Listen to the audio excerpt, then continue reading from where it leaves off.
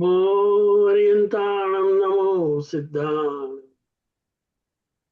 નમો આયર્યાણમ નમો વજ્જાયાણમ નમો લોહે સપ્પ સાવણમ એસો પંચનમુકારો સપ્પ પાવપણાસનો મંગલાણં ચ સવ્વેસીમ પરમં હવૈ મંગલમ મંગલમ ભગવાન વીરો મંગલમ ગૌતમ પ્રભુ મંગલમ સ્થૂલિભદ્રાદ્ય જૈન ધર્મોસ્તુ મંગલમ અંગૂઠે અમૃત વસે લબ્ધિ તણા ભંડાર શ્રી ગુરુ ગૌતમ સમર્યે મનોવાંછિત ફળદાતાર ઓમકારમ બિંદુ સંયુક્તમ નિત્યમ ધ્યાયંતિ યોગિના કામદમ મોક્ષદમ ચૈવ ઓમકારાય નમો નમઃ અજ્ઞાનામ તિમિરાંધાનામ જ્ઞાનામ જનશલાકયા નેત્રમ ઉન્મિલિતમ મેન તસ્મૈ શ્રી ગુરુવે નમઃ. સર્વે સાધવી ભાઈ બહેનો નમસ્કાર. આપ સૌ સાતમા છો. આજે ડિસેમ્બર 2, 2025 આપણે આપણો સ્વાધ્યાય સ્ટાર્ટ કરીએ છીએ. આપણે વિચારણાનો મુખ્ય વિષય છે પચક્ખા.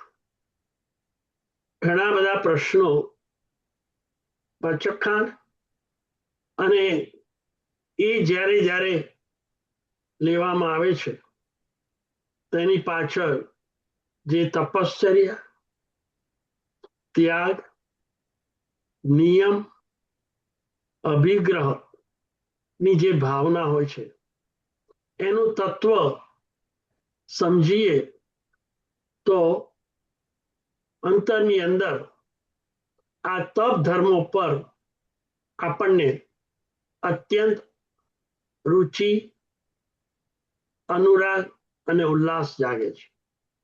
માટે આપણે એને પચખાણના માધ્યમ દ્વારા જરા ડિટેલ્સમાં સમજી લઈએ. પચખાણ શા માટે છે, એની સાથે સંકળાયેલો તપ શા માટે છે, એ કેવી રીતે કરવો જોઈએ અને આવી આરાધના કરવામાં તે વખતે કયું લક્ષ્ય હોવું જોઈએ, એ લક્ષ્ય સાધવા માટે અંતરના ચિત્તની અંદર કઈ કઈ ભાવનાઓ હોવી જોઈએ અને એ લક્ષ્ય શુદ્ધ પચખાણ કેવી રીતે ફળદાયક બને વગેરે પોઈન્ટ્સ ઉપર આપણે જરા દ્રષ્ટિબિંદુ નાખીએ છીએ. માનવ જીવનની અંદર તમામ બાહ્ય પ્રવૃત્તિઓ 5 ઇન્દ્રિયોના માધ્યમ દ્વારા થાય છે. શ્રવણેન્દ્રિયથી સંદેશાઓને આપણે સાંભળીએ છીએ. ચક્ષુ ઇન્દ્રિયથી જગતના સ્વરૂપને, વ્યક્તિને, વસ્તુને, કુદરતને આપણે નિહાળીએ છીએ. સુગંધ દ્વારા, ઘ્રાણેન્દ્રિય દ્વારા સારી અથવા નરસી ગંધને આપણે પારખીએ છીએ. રસેન્દ્રિય તો બહુ વિશાળ અને વિરાટ છે. જન્મથી માંડીને અંત સુધી આ રસેન્દ્રિય દ્વારા જ આહારની રુચિ, આહાર પ્રત્યેનું આકર્ષણ અને આહાર પ્રત્યેનો આપણો સતત વ્યવહાર રસેન્દ્રિયો પર રહે છે. આમ દરેક ઇન્દ્રિયની પ્રવૃત્તિ અલગ અલગ તૂતક જુદા જુદા સમય હોય છે. પરંતુ દાખલા તરીકે આહાર લેવાની ક્રિયા 15 કે 20 મિનિટ ચાલતી હોય, સિનેમા, નાટક કે કુદરતી દ્રશ્ય જોવાની ક્રિયા કલાક કે 2 કલાક ચાલતી હોય. પરંતુ આ દરેક ઇન્દ્રિયની ક્રિયાની પાછળ મન હંમેશા જોડાતું હોય છે. મનની પાછળ ચિત્ત જોડાય છે. ચિત્તની પાછળ દોડે છે ઉપયોગ આત્માનો. એટલે આ વસ્તુ સ્થિતિને ધ્યાનમાં રાખતા એમ કહી શકાય કે ઇન્દ્રિયોની કોઈ પણ પ્રવૃત્તિ આત્માના ઉપયોગ વગર શક્ય બનતી નથી. હંમેશા પરોક્ષ રીતે ઇન્દ્રિયો સાથે આ આત્માનો ઉપયોગ પણ જોડાયેલો જ હોય છે. ઊંઘની અંદર પણ ઇન્દ્રિયો દ્વારા કરાતી અથવા કરાયેલી પ્રવૃત્તિ ભલે નિંદા ઊંઘ દરમિયાન ન થતી હોય, પરંતુ એ ઇન્દ્રિયોને ભોગવવાની અથવા ભોગવેલા ઇન્દ્રિયોની વિષયોની સ્મૃતિ ઈચ્છા સતત 24 કલાક મનની અંદર સ્મૃતિ રૂપે અથવા ઈચ્છા રૂપે ચાલતી જ હોય છે. જે ઈચ્છાઓ દિવસ દરમિયાન પૂર્ણ થઈ ન હોય એ બધી ઈચ્છાઓ ઊંઘની અંદર મનને મોકળો અવસર મળી જાય છે. કારણ કે ઊંઘમાં શ્રવણની, જોવાની, ખાવાની, પીવાની આદિ પ્રવૃત્તિઓ બંધ હોય ત્યારે મન નવરું પડી જાય છે અને સતત આ મન ચિંતન કર્યા કરે છે ઇન્દ્રિયોના વિષયોની. એટલે કોઈક ઇન્દ્રિય 15-20 મિનિટ કામ કરતી હોય, પરંતુ આ દરેક ઇન્દ્રિયો સાથે જોડાયેલું મન અને મનમાં ઉદ્ભવતી ઈચ્છાઓ 24/7 દિવસ અને રાત દરમિયાન આ મનની પ્રવૃત્તિ ચાલ્યા જ કરે છે. એની પાછળ ચિત્ત ચાલે છે, એની પાછળ ઉપયોગ ચાલે છે. આ રીતે જોતા હવે આપણે જ્યારે ઉપવાસ કર્યો હોય ત્યારે પણ શું બને?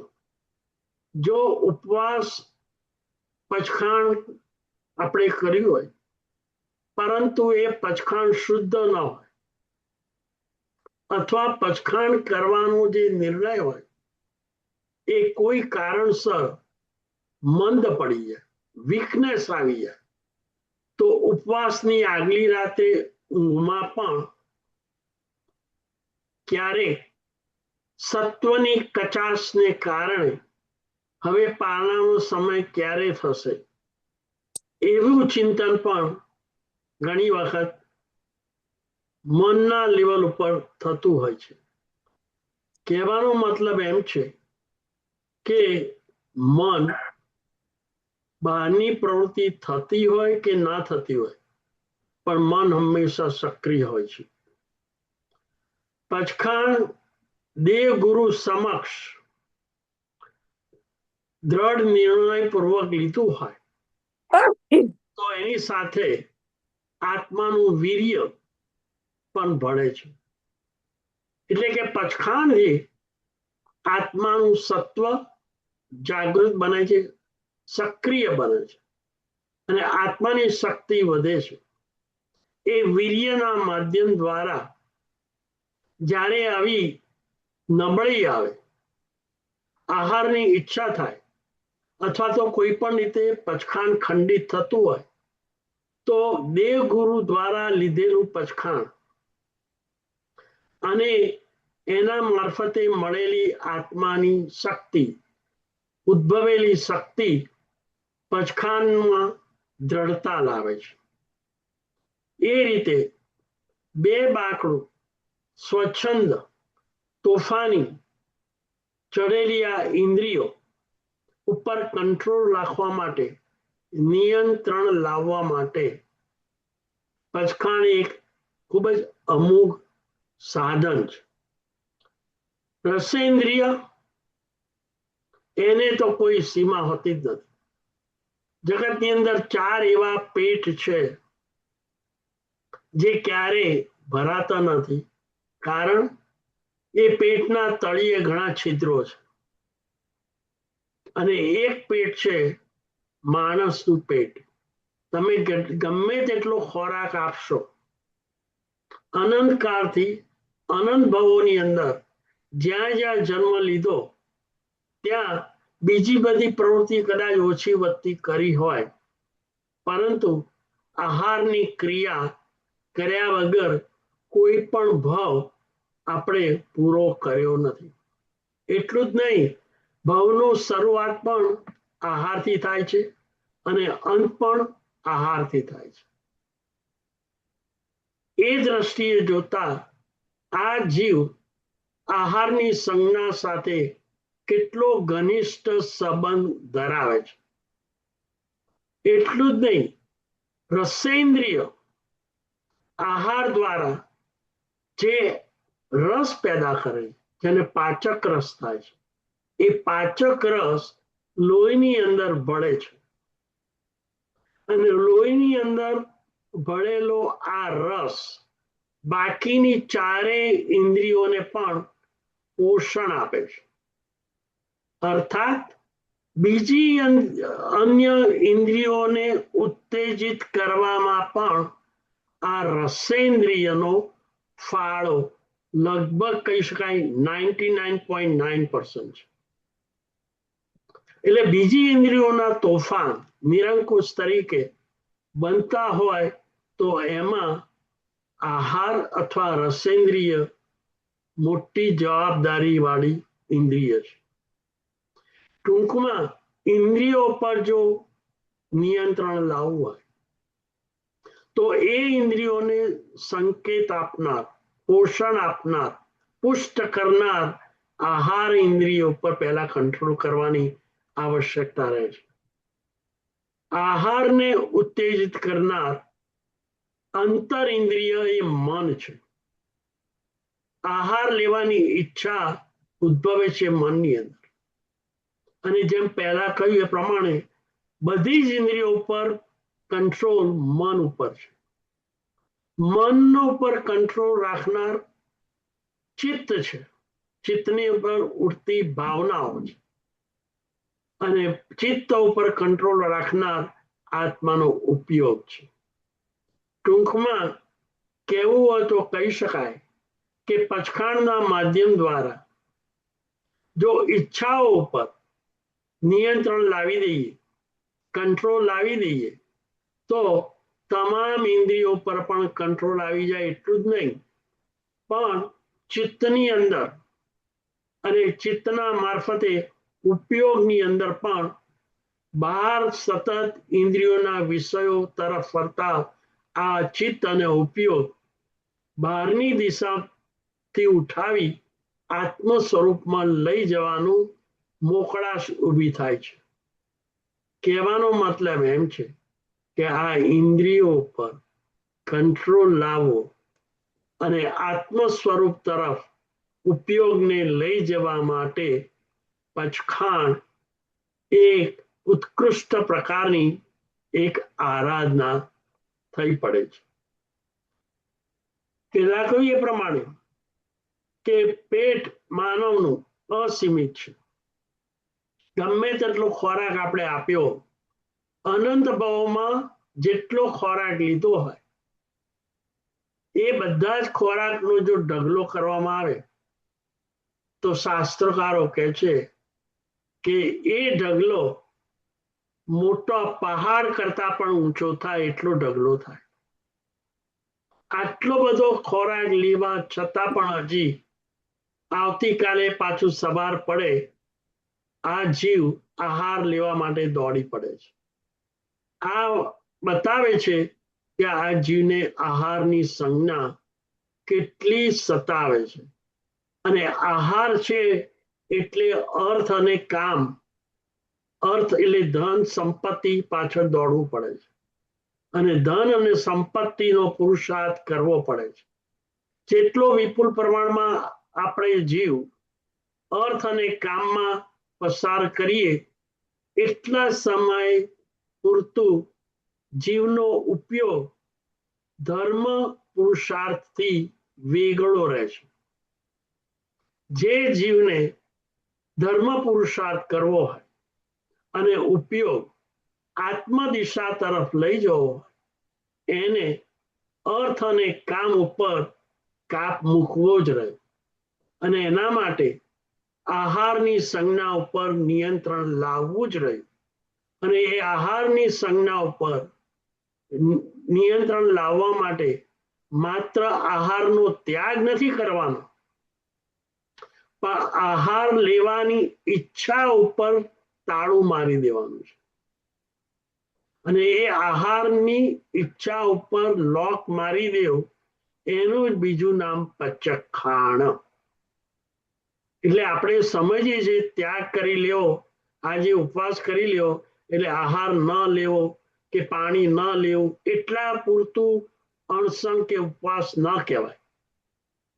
એની પાછળનો ઉદ્દેશ છે આહાર લેવાની ઈચ્છા ઉપર લોક મારી દેવું, તાળું મારી દેવું, કે જેથી મન, ચિત્ત કે ઉપયોગ એટલે કે આત્મા આહાર પાછળ ન દોડે અને ઉપયોગના મારફતે જીવ આત્મ સ્વરૂપ તરફ વળે, ત્યાં સ્થિર થાય અને આત્મ સ્વરૂપ ઉપર ઉપયોગનું જવું એ જ શુદ્ધ પ્રકારનું ચારિત્ર છે.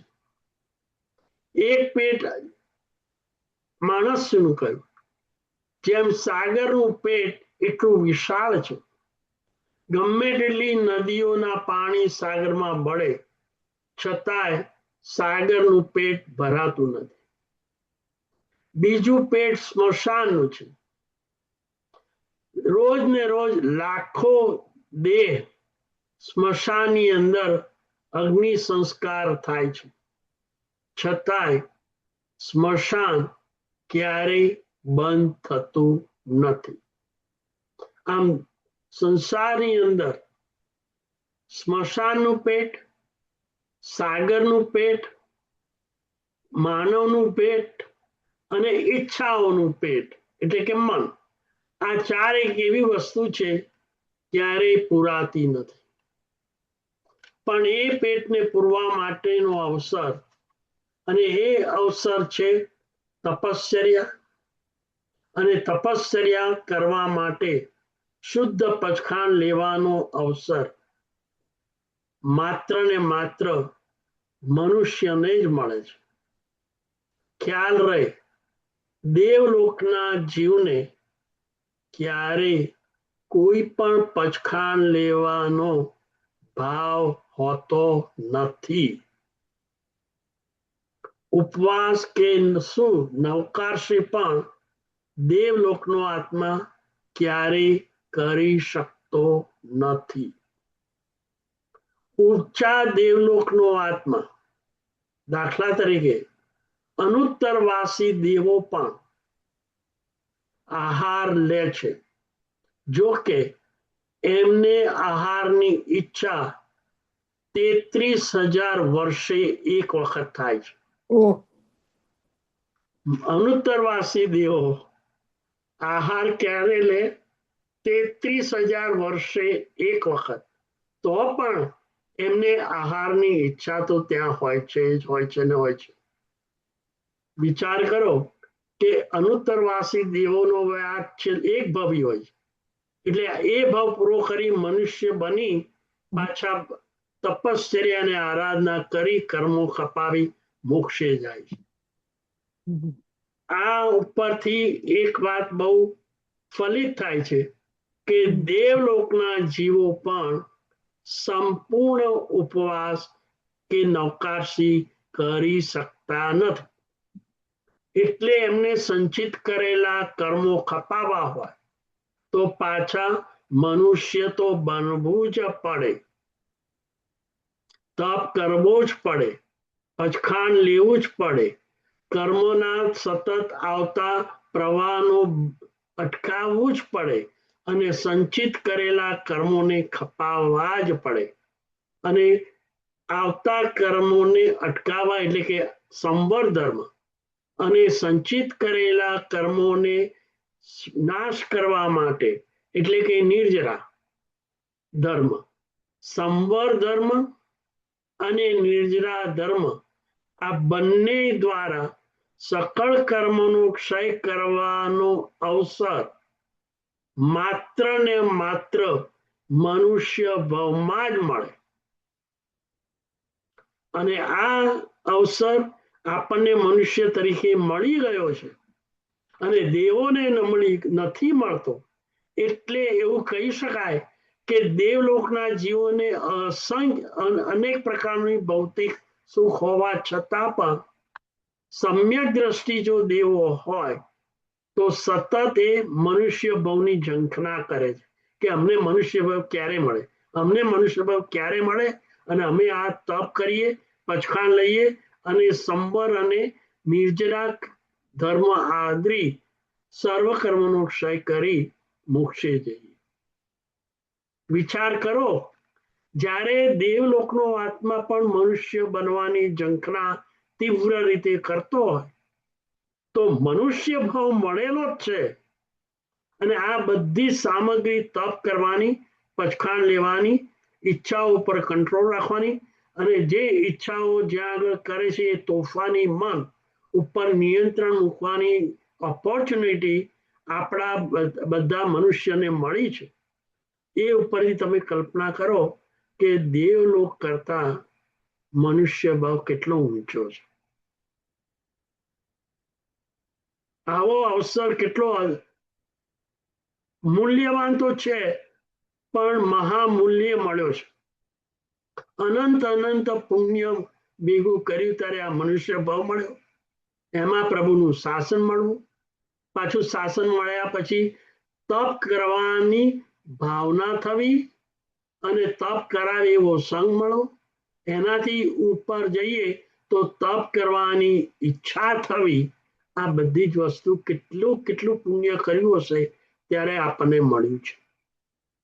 વાત આપણે એમ કરવાની છે કે ત્યાગ અને વૈરાગની અનંત શક્તિ ધરાવતું મન આ ઈચ્છાઓ કરીને મળેલો અવસર વેડફી નાખે છે, અને ખરેખર તો મન માલિક છે અને ઇન્દ્રિયો આ માલિકની ગુલામ છે.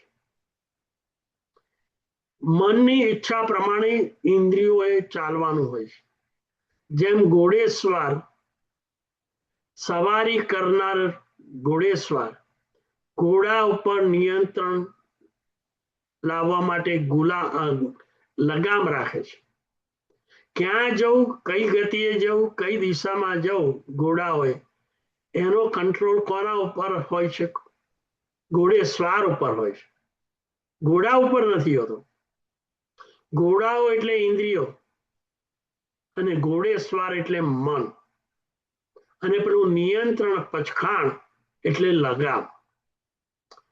ઘોડેસવારની ઈચ્છા પ્રમાણે ઘોડાએ ચાલવાનું હોય છે, પણ સંસારની અંદર મોહવશ, મોહને આધીન, મોહને પરવશ બનેલો આ મન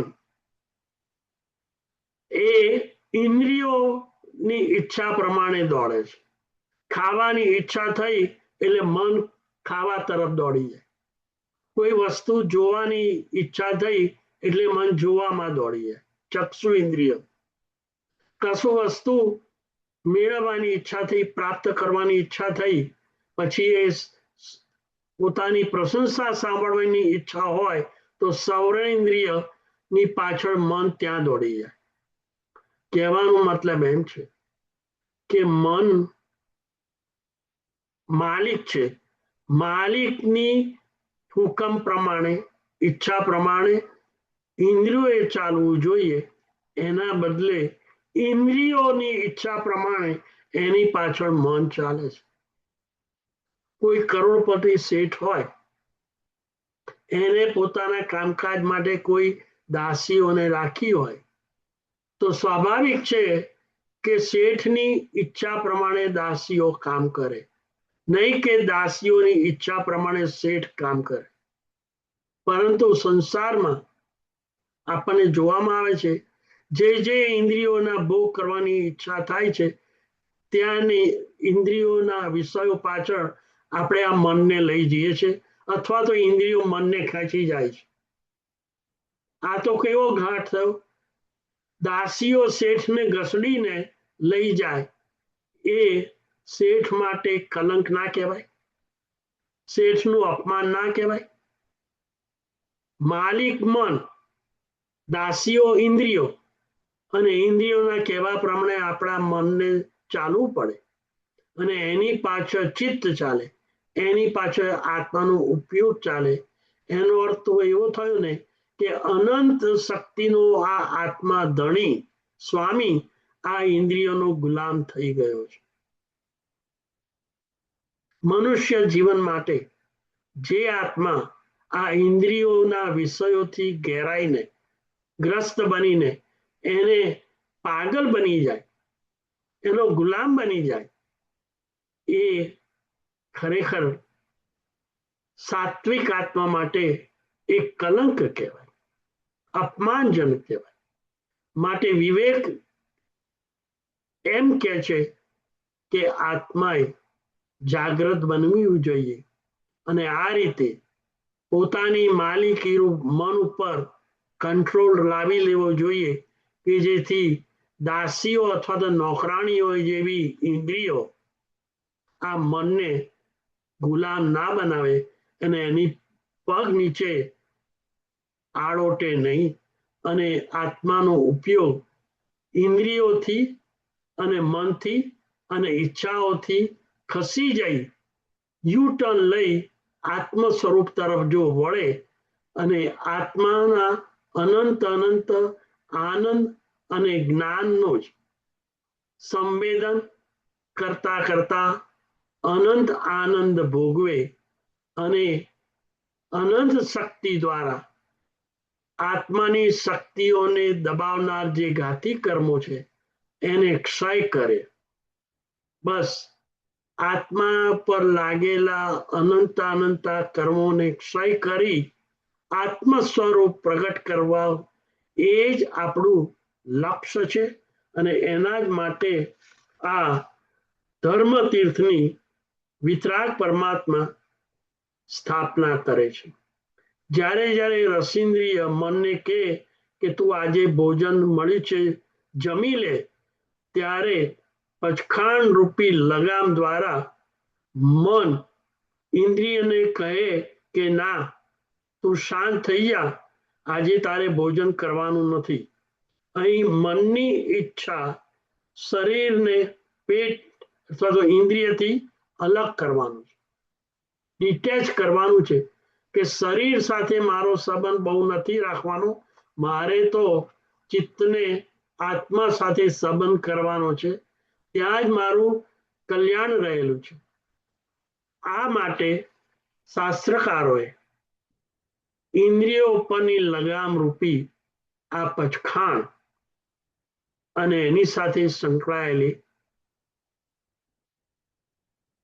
આત્માની તપની દ્વારા કર્મની નિર્જરા એટલે કે સંવર અને નિર્જરા ધર્મ સંકળાયેલો છે.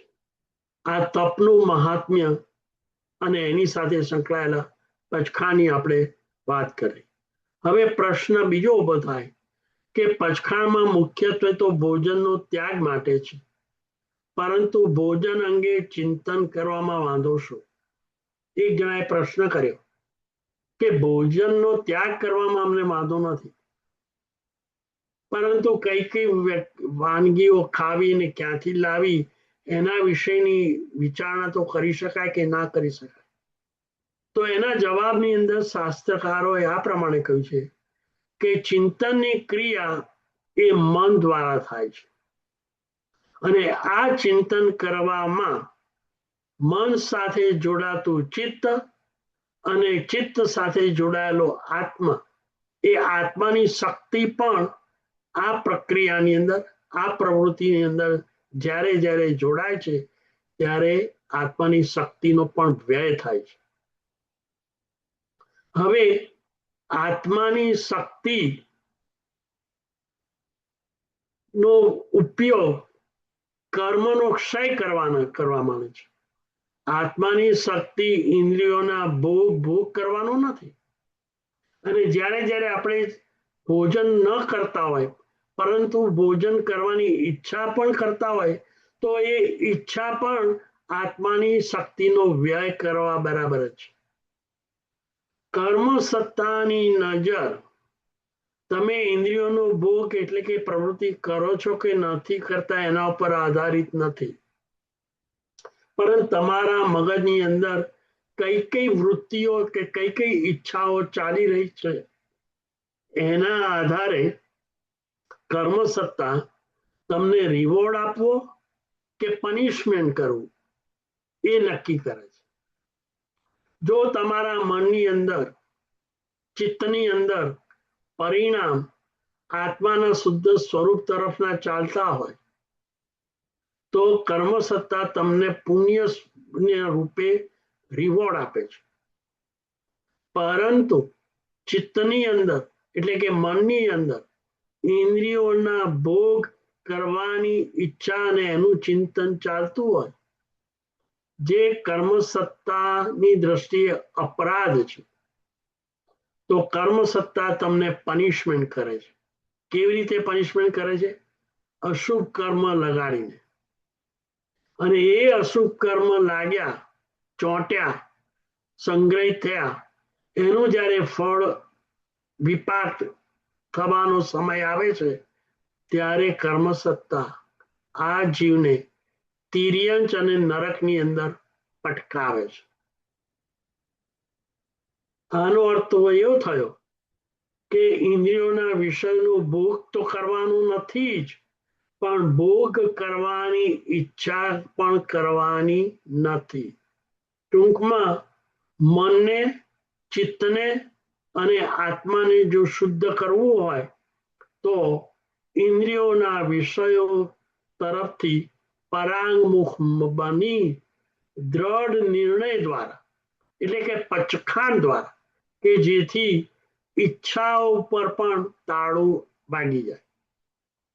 માટે જવાબ એમ છે કે પ્રવૃત્તિઓ તો નથી કરવાની, પણ પ્રવૃત્તિઓ કરવાની ઈચ્છા પણ કરવાની નથી, કારણ કે કર્મ સત્તાની દ્રષ્ટિએ એ પણ એક અપરાધ જ કહેવાય છે. અને ઈચ્છાઓને અને મનને શરીર પરથી ડિટેચ કરવાનું છે. તમે ચોરી કરો કે ના કરો, પણ ચોરી કરવાની ઈચ્છા પણ ગુનો જ ગણાય છે. મર્ડર કે ખૂન કરો કે ના કરો, પણ ખૂન કે મર્ડર કરવાની ઈચ્છા પણ મહા અપરાધ જ કહેવાય છે. દાખલા તરીકે આપણે એક દ્રષ્ટાંત લઈએ. સ્વયંભૂરણ સમુદ્રની અંદર મોટા મોટા માછલા હોય છે. એમાં 1000 ફૂટના લંબાઈના માછલા હોય. એ 1000 ફૂટના માછલાની આંખ પણ છે ને 2-2 ઇંચ નહીં, 1-1 હાથ જેટલી લાંબી હોય. કલ્પના કોઈ 1000 ફૂટની કાયા, એમાં 1 ફૂટની આંખ, અને એ આંખની અંદર પાછા એટલી મોટી હોય કે એવા નાના નાના માછલા, બહુ કેવા ચોખાનો દાણો એવા માછલા હોય છે, ચોખાના દાણાની સાઈઝના. એટલે તંદુલ કહેવાય, ચોખાને તંદુલ કહેવાય છે. એટલે આ જે માછલા છે એને તંદુલિયા મત્સ્ય કહેવાય છે. હવે આ તંદુલિયા મત્સ્ય જે આ 1000 લાંબા મગરમચ્છ જેવા માછલા જ્યારે એમનું જડબું ખોલે છે ને, મોટું જડબું હોય, એમનું મુખ 5 ફૂટ મોટું હોય, એ જ્યારે ખોલે ત્યારે દરિયાનું ઘણું પાણી અને એની સાથે ઘણા બધા અસંખ્ય નાના નાના માછલા પણ છે ને આ મગરમચ્છ ના મુખની અંદર જતા રહે પાણી સાથે. અને જ્યારે આ મગરમચ્છ પોતાનું મુખ બંધ કરે એ દરમિયાન ઘણા બધું પાણી પાછું બહાર આવી જાય, અને એ પાણી સાથે જે નાના નાના માછલા અંદર ગયા હોય એ પણ બહાર નીકળી જાય. અને આ દ્રશ્ય એ મગરમચ્છની આંખના પોપચાની અંદર રહેલા જે નાનામાં તંદુલિયા જે માછલા છે ને એ જુએ છે, અને એવો વિચાર કરે છે કે આ મગરમચ્છ કેટલો મૂર્ખ છે. આટલું બધું પાણી અને આટલા બધા નાના માછલા રૂપી આટલો ખૂબ સુંદર ખોરાક આ મગરમચ્છ લે છે, અને જેવું બંધ કરે છે અને બહાર કાઢી નાખે છે. કેટલો મૂર્ખ છે, આટલો સરસ ખોરાક ગુમાવે છે. જો હું હોઉં ને, આ માછલું પેલું તંદુલિયા મત્સ્ય વિચાર કરે છે કે મારા જેવો હોય તો આ બધા માછલાને હું ઓહિયા કરી દઉં, વાપરી લઉં. કેટલો કનિષ્ઠ વિચાર પેલું તાંદુલિયા અક્ષત એટલે કે ચોખાના સાઈઝ જેટલું માછલું આવો ખરાબ વિચાર કરે છે. મલિન ખાતું નથી, એકે માછલું ખાઈ શકતું નથી, પણ ખાવાની ઈચ્છા કરે છે. એ ઈચ્છાને કારણે, હિંસક પરિણામને કારણે તેઓ ઘોરાથી ઘોર પાપ બાંધે છે. અને એ માછલું અક્ષત ચોખાના સાઈઝ જેટલું આયુષ્ય પૂર્ણ કરી, કારણ કે એ આયુષ્યનું 48 મિનિટનું હોય અંતરનું, આવા પાપો કરી, ઈચ્છાથી પાપો કરી 7મી નરકે જાય છે. આ દ્રષ્ટાંત આપણને કહે છે કે બહારની ઇન્દ્રિયોની પ્રવૃત્તિ ખાવાની થાય કે ના થાય, પણ ખાવાની ઈચ્છા થઈ એ ખાવા બરાબર જ છે. અને કર્મ સત્તા ખાધું હોય અને જેટલું પાપ લાગે એટલું જ નહીં, એનાથી પણ વિશેષ પાપ આ ખાવાની ઈચ્છાને કારણે થાય છે. કેમ? કારણ કે ખાવાની પ્રવૃત્તિ તો 10 કે 15 મિનિટ જ થાય, પણ ખાવાની ઈચ્છા તો 24 કલાક હોય છે. એટલે વિચાર કરો કે ઈચ્છાથી, આહારની ઈચ્છાથી આ જીવ કેટલા પાપ બાંધે છે.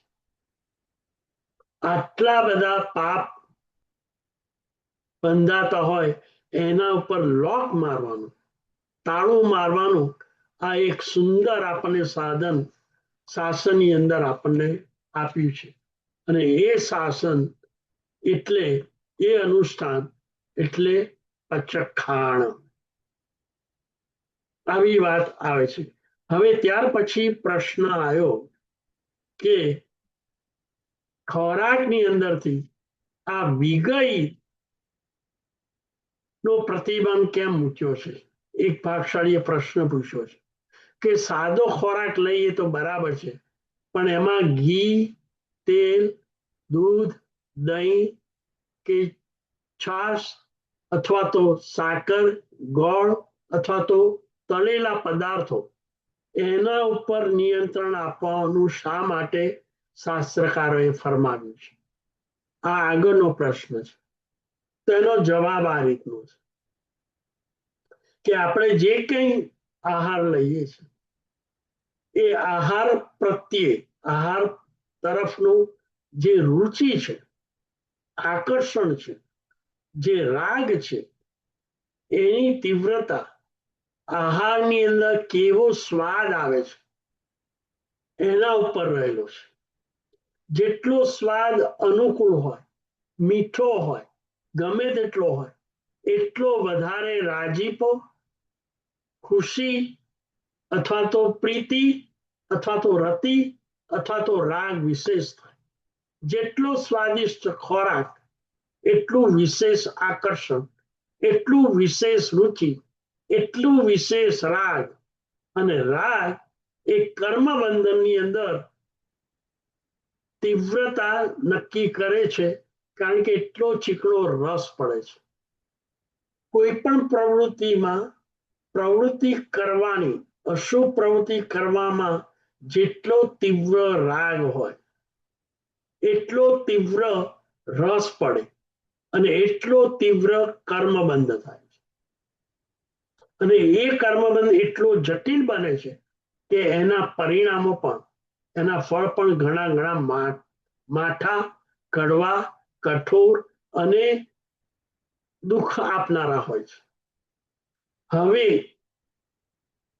જેટલો રસ મધુર એટલું આકર્ષણ વધારે. જેટલું આકર્ષણ ઇન્દ્રિયોના વિષય પર હોય એટલો વધારે આત્માનું ચિત્ત એની ઉપર ઘસડાય છે, દોડાય છે, ચોંટે છે. એટલે આત્માનો ઉપયોગ આત્મ સ્વરૂપમાં જવાને બદલે, આત્મ સ્વરૂપમાં સ્થિર થવાને બદલે ચિત્ત તરફ, મન તરફ, ઇન્દ્રિયો તરફ અને ઇન્દ્રિયોના આ આહાર આદિ દ્રવ્યો તરફ રહે છે. જેટલો સ્વાદિષ્ટ ખોરાક એટલો વધારે રાગ, જેટલો વધારે રાગ એટલું વધારે ચીકણું કર્મ, જેટલું વધારે ચીકણું કર્મ એટલો એનો વધારે દુઃખ અને દરિદ્રતા અને પીડા આપી શકે. એના માટે એક એક્ઝામ્પલ આપણે લઈએ. એક સંન્યાસી હતા. સંન્યાસી ઘણા ત્યાગી, જ્ઞાની, તપસ્વી હતા. પોતે એકાંત પ્રદેશની અંદર રહે અને માત્ર ભક્તિ અને કથા કરે. ઘણા ભક્તો હતા. એમનો ત્યાગ અને વૈરાગ્ય જાણી એક ભક્ત એમને ખૂબ ખૂબ ખૂબ બહુમાન કરતો હતો. એક દિવસ આ ભક્તે આ સંન્યાસીને પોતાને આંગણે પધારવા પગલા કરવા વિનંતી કરી. ભક્તનો આટલો બધો આગ્રહ અને બહુમાન જોઈ એ સંન્યાસી આ ભક્તને ત્યાં પગલા કરવા માટે જાય છે. હવે આ સંન્યાસીએ નક્કી કર્યું છે કે મારે આહાર ઉપર કંટ્રોલ કરવો અને ખાસ કરીને સ્વાદિષ્ટ પદાર્થો ન લેવા. અને એટલે એમને પ્રતિજ્ઞા કરેલી, જે દિવસે સંન્યાસ લીધો એ દિવસથી કે મારે ઘીની કોઈ આ દ્રવ્ય ખાવાની, ઘીનો ત્યાગ આજીવન. કોઈ પણ આઈટમ, કોઈ પણ રસોઈ કે કોઈ પણ ખાવાનું દ્રવ્ય ઘીથી બનેલું હોય એ મારે વાપરવું નહીં. હવે આ ભક્તને ત્યાં આ સંન્યાસી આવ્યા. યજમાન એટલે ભક્તે એમના માટે ઘણી બધી તૈયારી કરી, ભક્તિપૂર્વક એમને આવકાર્યા, આસન આપ્યું. એમની સાથેનો જે શિષ્ય સમુદાય હતો એમને પણ એમને ખૂબ જ બહુમાનપૂર્વક બોલાવ્યા. થાળી, પાટલા વગેરેની વ્યવસ્થા કરી બધાને, સંન્યાસીને બસ આસન ઉપર ભોજન લેવા માટે ગોઠવાઈ જવા વિનંતી કરી. અને થાળીઓ પીરસાઈ ગઈ અને પેલો ભક્ત રસોડામાંથી થાળીની અંદર એ જ દિવસે ખૂબ જ ઉલ્લાસ અને ભાવથી આ ભક્તે, જેને કહેવાય કે ઘીથી લથબથ થયેલી લાપસી, સંન્યાસીના થાળની અંદર એને પીરસી. હવે સંન્યાસીને તો ઘીનો ત્યાગ હતો એટલે એમને જોઈ કે લાપસી પીરસાય છે, ભક્તને બોલાવે, વત્સ તારો ભક્તિભાવ તો હું સમજી શકું છું, પરંતુ આ લાપસી એ મારે ચાલે એવું છે. ભક્ત આશ્ચર્યમાં પડી કે આટલી સરસ સુંદર ઘીવાળી લાપસી છે, આપ કેમ નહીં સ્વીકારો? ત્યારે એને કહ્યું કે ના, મારે આજે લાપસી ન જોઈએ, તું લાપસી પાછી લઈ લે. અને જો રસોડામાં તે જો લુખ્ખો રોટલો મૂક્યો હોય તો મને રોટલો આપ. આ ભક્ત તો સ્તબ્ધ થઈ ગયો કે લાપસી આટલી સ્વાદિષ્ટ છોડી આ સંન્યાસી લુખ્ખો રોટલો કેમ માંગે છે? એટલે આશ્ચર્ય થયું, તમારે કેમ રોટલો જોઈએ, કારણ શું? સંન્યાસીએ કહ્યું, જો તારે હવે કારણ જ જાણવું હોય તો એક કામ કર, તારા ઘરમાંથી જ્યાં એક અરીસો હોય એ તું અરીસો લઈ આવ. આ તો ભક્તને વધારે પાછું આશ્ચર્ય થવા માંડ્યું. અહીંયા લાપસીની વાત છે, ખાવાની વાત છે, એમાં પાછા અરીસાની વાત ક્યાંથી આવી? પરંતુ સંન્યાસીએ આગ્રહ કર્યો એટલે ભક્ત એનો અરીસો લઈ આવ્યો. અને પછી સંન્યાસીએ કહ્યું કે આ અરીસામાં તારો ચહેરો તું જો કેવો લાગે છે. એટલે ભક્તે કહ્યું કે મારો ચહેરો તો બહુ સ્વચ્છ લાગે છે અરીસાની અંદર, જેવો હું છું ક્લીન એવો મારો ચહેરો અરીસાની અંદર લાગે છે. પછી એમને કહ્યું કે આ અરીસા ઉપર આ ઘીથી લથબથતી આ જે લાપસી છે ને એ તું લગાડી દે ચારે બાજુ. હવે તો પેલો ભક્ત વધારે પાછો મૂંઝવણમાં પડે કે આ અરીસો આટલો ચોખ્ખો, એમાં મોં અને ચહેરો ચોખ્ખો દેખાય છે, હવે આ ઘી વાળી લાપસી લગાડવાની કહે છે, સમજાતું નથી. પણ સંન્યાસીએ એને કહ્યું એટલે એને અરીસા ઉપર ચારે બાજુ ઘીથી લદબદતી લાપસી લગાડી દીધી, એના લેયર્સ ગોઠવી દીધા. પછી સંન્યાસીએ કહ્યું કે હવે તું અરીસામાં તારો ચહેરો જો, કેવો લાગે? પેલો તો હસવા મળે, અરે સંન્યાસી, આ અરીસો, એના ઉપર ઘીથી લદબદ એવી આ લાપસી, અરીસો ઝાંખો થઈ ગયો, એની અંદર વળી મારા ચહેરાનો પ્રતિબિંબ કેવી રીતે દેખાય, અને દેખાય તો કેટલું ઝાંખું દેખાય. એમને હવે એક કામ કરતો, સંન્યાસીએ આગળ પાછું ચલાવ્યું કે આ જે સૂકો રોટલો તું લાયો છું, એનાથી આ અરીસા ઉપર જે લાપસી તે ચોંટાડી છે એ બધી સાફ કરી દે, ચોખ્ખો ક્લીન કરી દે. એટલે સૂકા રોટલાથી પેલા ભક્તે અરીસા ઉપર ઘી જે વાળી લાપસી હતી એ બધી ક્લીન કરી દીધી, ચોખ્ખી કરી દીધી, અને સહેજ પણ લેશ માત્ર ઘી અને લાપસી ન રહે એટલી શુદ્ધ કરી દીધી. હવે સંન્યાસીએ કહ્યું કે તું તારો ચહેરો જો હવે અરીસાની અંદર કેવો દેખાય છે. તો પહેલા જે લાપસી વગર અરીસો હતો અને જેવો ચહેરો દેખાતો હતો, લગભગ એવો જ ક્લીન ચોખ્ખો ચહેરો દેખાવા માંડ્યો. બસ સંન્યાસીએ કહ્યું, તે મને પ્રશ્ન પૂછેલો કે હું લાપસી કેમ નથી લેતો અને મારે રોટલો સૂકો કેમ જોઈએ છે, એનું કારણ આ જ છે કે સતત લાપસી જો લીધા કરીએ તો લાપસી તરફ જે રાગ રુચિ થઈ જાય, અને ઉપયોગ આ લાપસીની અંદર એટલો લુબ્ધ બની જાય કે જેથી આત્મા જોઈ શકાતો નથી. આત્માના ઉપયોગને ઇન્દ્રિયોના જે દ્રવ્યો છે એમાંથી ઉચકી આપણે ઉપયોગને આત્મ સ્વરૂપ તરફ લઈ જવાનું છે. એ માટે આત્મા શુદ્ધ અને ચોખ્ખો હોવો જોઈએ, અને રાગ અને દ્વેષની ચિકાસ ન પડે એટલા માટે મેં આ જીવન ઘીનો ત્યાગ કર્યો છે. માટે આજે પણ હું લાપસી ગ્રહણ કરવાનો નથી. તારે પણ જીવનની અંદર જો ચોખ્ખા બનવાનું, ચિત્તને ચોખ્ખું કરવું હોય, અથવા તો આત્માને શુદ્ધ કરવો હોય, તો આ રીતે ઇન્દ્રિયોના દ્રવ્યો પર કંટ્રોલ પણ લાવવો ખૂબ જ અગત્યનું છે.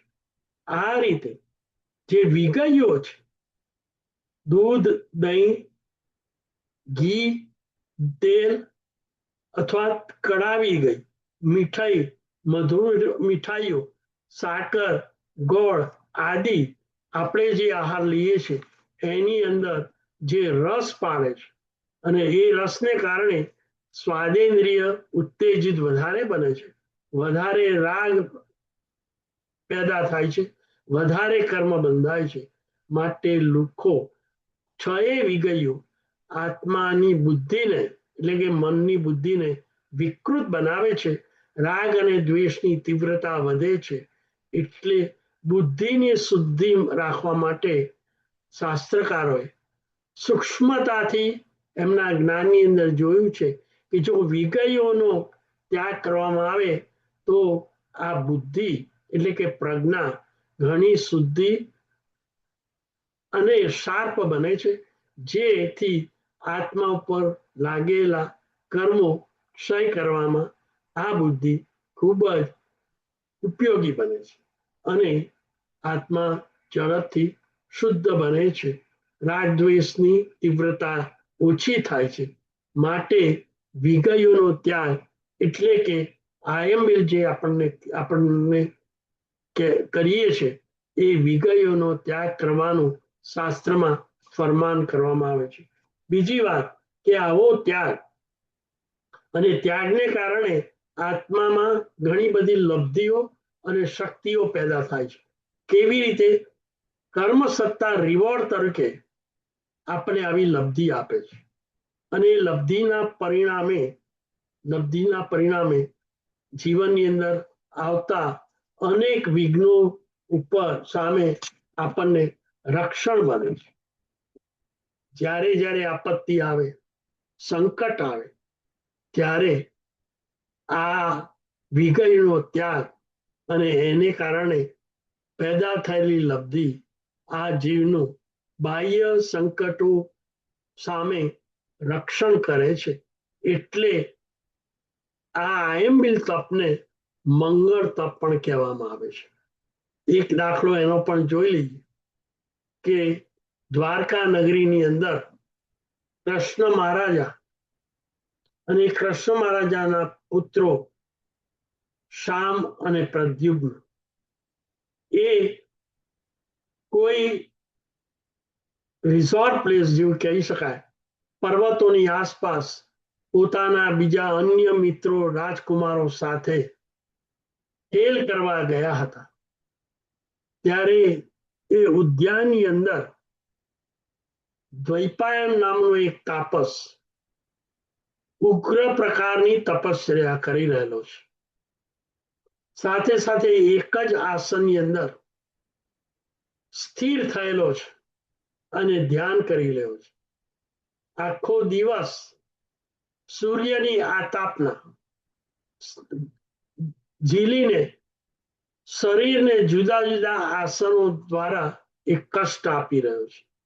એક દિવસ નહીં, એક મહિનો નહીં, 6 મહિના સુધી પોતે એક જ આસન ઉપર જુદા જુદા મુદ્રાઓ કરી આ રીતે દિવસ અને રાત સૂર્યની આતાપના લઈ શારીરિક સંકુચિતતા એટલે કે શરીરની હલનચલનની, ઇન્દ્રિયોની તમામ પ્રવૃત્તિઓ પર જેટલો શક્ય બને એટલો નિયંત્રણ કરે છે. સાથે આહાર પાણીનો પણ ત્યાગ હોય છે. એના 6 મહિનાના તપ દરમિયાન એની જટા એટલી બધી વધી ગઈ હોય છે, દાઢી પણ એટલી બધી વધી ગઈ હોય છે, અને એની જટાની અંદર કેટલાક પક્ષીઓએ તો માળા પણ બાંધ્યા હોય છે. કેટલીક જૂ જંતુ કહેવાય એવા શું આપણે દેખાય નહીં એવા એવી જુઓ પણ એના માથાની જટાની અંદર પેદા થયેલી હોય છે. એવી જ્યાં તપ કરતો હોય છે ત્યાં આ જે શામ અને પ્રદ્યુમ્ન રાજકુમારો એમના કેટલાય મિત્રો સાથે કેલી કરવા એટલે રમત ગમત કરવા માટે એની આસપાસ ફરતા હોય છે, રમત કરતા હોય છે. એમની દ્રષ્ટિએ આ દ્વૈપાયન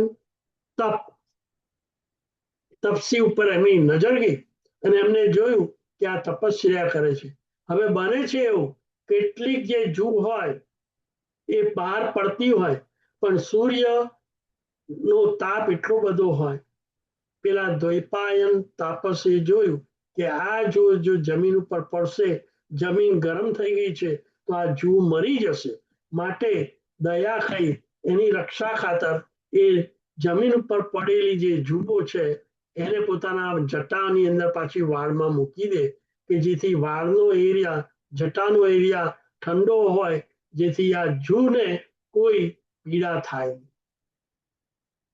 આ જીવદયા રૂપ એનું આ ચેષ્ટા. પરંતુ પેલા રાજકુમારોએ શામ અને પ્રદ્યુમ્નએ આવી આ ચેષ્ટા જોઈ અને એની મસ્કરી કરી કે આ કેવો છે. વૃદ્ધ જર્જરિત થયેલો આ તાપસ આ જૂને અંદર મૂકે છે, મૂરખ છે એમ કરી એની હાંસી કરે છે, મસ્કરી કરે છે. પેલો દ્વૈપાયન એમને વિનંતી કરી છે કે હું મારી તપશ્ચર્યા ધ્યાન કરું છું, એમાં તમે વિક્ષેપ પાડો છો, એ ઉચિત નથી. માટે તમે તમારી રીતે જે કરવું એ કરો, મને મારું ધ્યાન, મારી તપશ્ચર્યા કરવા દો. અનેક વખતની વિનંતી છતાં આ છકી ગયેલા સ્વચ્છંદી, જેને કહેવાય ને તોફાની, વ્યંગ કરનારા આ રાજકુમારો આ માનતા નથી ને એની મજાક મસ્કરી કરે છે. એના ધ્યાનની ખંડિત થાય છે. આ વખતે આ દ્વૈપાયન તાપસ આક્રોશ અને આવેશ કરે છે અને અનેક વખત સમજાવવા છતાં એ મસ્કરી કરવાનું છોડતા નથી. ત્યારે આવેશમાં આવીને દ્વૈપાયન તાપસ આ રાજકુમારો જે યદુવંશના રાજકુમારો હતા એને પોતે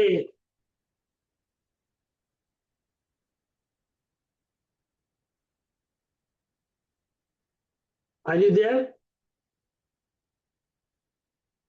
હેલો, યસ યસ, અમે સાંભળીએ છીએ, બરાબર છે. મારી સ્લાઇડ બદલી. તો એ દ્વૈપાયનથી આક્રોશ કરે છે અને એવું શબ્દો બોલી જાય છે કે તમારી આ મસ્કરી તમને ભારે પડશે અને એ તમારા યાદવ કુળનો ધ્વંસ કરી નાખશે, નાશ કરી નાખશે. આવું જયારે વચન બોલે છે ત્યારે પેલા રાજકુમારો ગભરાઈ જાય છે, એ પાછા ફરે છે.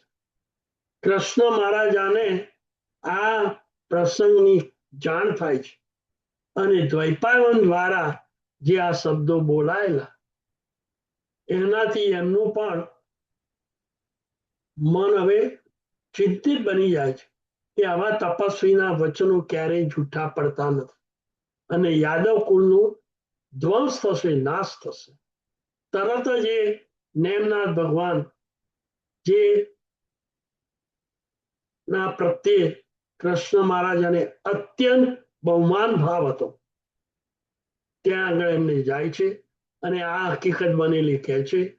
ત્યારે નેમિનાથ ભગવાન કહે છે કે આ તાપસનું જે વચન છે એ મિથ્યા થાય એવું છે નહીં.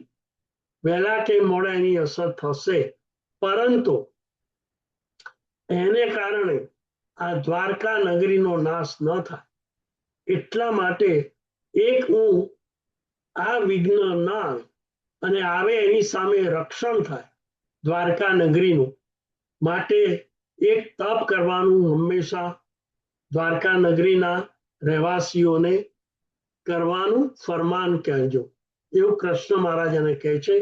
અને કૃષ્ણ મહારાજા આખા નગરની અંદર ઢંઢેરો પીટાવે છે કે રોજ પેલો દ્વૈપાયન વિઘ્ન ન નાખે આ નગરી ઉપર, માટે રોજ દરેક ઘરની અંદર એક આંબેલની તપશ્ચર્યા થવી જોઈએ, જેથી દ્વારકા નગરી ઉપર વિઘ્ન આવતું બચી જાય, વિઘ્ન ના આવે અને વિઘ્નથી નગરી બચી જાય એના માટે આ તપશ્ચર્યા કરવાનું ફરમાન કરે છે.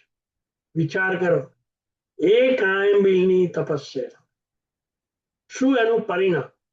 પેલો દ્વૈપાયન તાપસ આયુષ્ય પૂર્ણ કરી અગ્નિનિકાયનો દેવ બને છે અને પેલું જે શબ્દો બોલ્યા એને યાદ આવે છે, હવે અગ્નિનિકાયનો દેવ છે એટલે દ્વારકા નગરીની અંદર એ ચારે તરફ અગ્નિ પ્રગટાઈ એને બાળી દેવાનો પ્રયત્ન કરે છે, પરંતુ કૃષ્ણ મહારાજાએ કહેલા ફરમાન પ્રમાણે રોજ એક કુટુંબ આયંબિલ કરે છે. એ આયંબિલ કરવાની શક્તિ ને કારણે આખી દ્વારકા નગરી પેલો દ્વૈપાયન દેવ અગ્નિ પેટલાવવા માટે આવતો હોય છે, પરંતુ એની પેલી જે શક્તિ હોય છે એને કારણે દ્વૈપાયન પાછો ફરે છે અને અગ્નિ પ્રગટ કરાવી શકતો નથી. એક વખત નહીં, 2 દિવસ, 3 દિવસ, 4 દિવસ, મહિના, 12 મહિના, 1 વર્ષ, 5 વર્ષ એમ કરતા કરતા કરતા કરતા લગભગ 11 વર્ષ સુધી દ્વારકા નગરીની અંદર નિત્ય એટલે કે રોજ આયંબિલ થતા ગયા અને એને કારણે, એના પ્રભાવને કારણે પેલો દ્વૈપાયન દેવ અગ્નિ પ્રગટાવવા માટે આવે છે છતાં નિષ્ફળ બને. હવે 11 વર્ષના વાણા વાઈ ગયા. લોકોએ વિચાર્યું કે આટલા વર્ષો સુધી તપસ્યા કરી છતાંય દ્વારકા નગરી ઉપર કોઈ વિઘ્ન આવ્યું નથી અને દ્વારકા નગરી સલામત છે, માટે હવે આપણે આયંબિલ કરવાની જરૂર છે નહીં. એટલે આખી દ્વારકા નગરીની અંદર જે આયંબિલ થતા હતા રોજ એ બંધ થઈ ગયા. અને દ્વૈપાયન જે હતો દેવ, બસ આ જ સમયની રાહ જોતો અને એ અગ્નિ પ્રગટાવવા માટે આવ્યો. હવે એ દિવસે આયમ મિલ બંધ થઈ ગયા, કોઈ આ મિલ કરતા નહોતા. એટલે આયમ મિલ જે દ્વારકા નગરી સામે જે કવચ હતું રક્ષણ કરવા માટે, એ કવચ રહ્યું નહીં. અને દૈવી જે શક્તિ હતી દ્વૈપાયની એ પ્રગટ થઈ અને આખી નગરીની અંદર એને અગ્નિદાહ જ્વાળામુખી એવો અગ્નિકાંડ પ્રગટાયો. અને એને કારણે આખી દ્વારકા નગરી, નગરવાસીઓ અને બધા રાજકુમારો, આ બધા સિવાય કૃષ્ણ અને બળદેવ, એ બે સિવાય તમામ માણસો આ અગ્નિકાંડની અંદર બળીને ખાખ થઈ. આનું તાત્પર્ય એ છે કે આખી નગરીની અંદર એક જ વ્યક્તિ દ્વારા થતું એક આયંબિલ, એની શક્તિ કેટલી! દ્વારકા નગરીને 11 વર્ષ સુધી અગ્નિકાંડ કે જ્વાળામુખી, જેને કહેવાય વાલ્કેનોથી બચાવી દીધી. અને આટલા બધા નગરવાસીઓના જાન જોખમમાં ન મુકાય એના માટેનું જે કવચ તરીકે આયંબિલે કાર્ય કર્યું.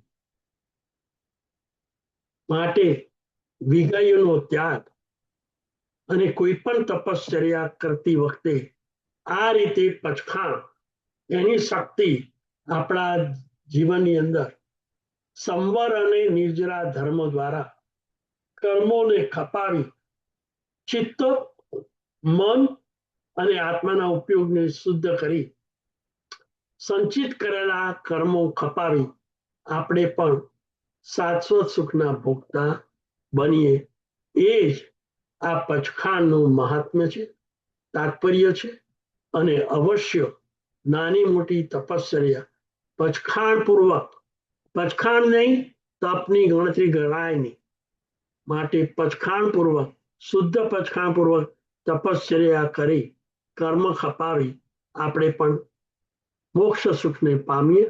એ જ પ્રાર્થના, અભ્યર્થના. વિતરાગની આજ્ઞા વિરુદ્ધ મારાથી કંઈ પણ કહેવાયું હોય તો આપ સૌની સાક્ષીએ ભિક્ષામી દું. ધન્યવાદ.